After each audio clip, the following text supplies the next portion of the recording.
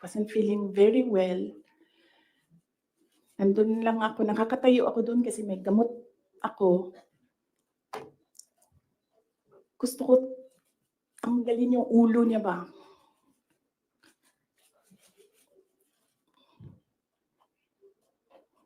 I realized toxic na yung relationship.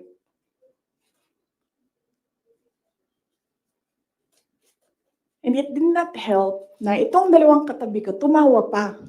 Pinagtawanan pa nila yung bata.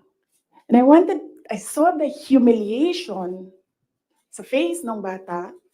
I wanted to help him. Gusto ko sabihin sa kanya, itong relo ko na lang, relo ito ng Vice President, ito relo ng Presidente, pero I hope this will do. And then I realized na baka mas lalong mapahiya yung bata if I do that.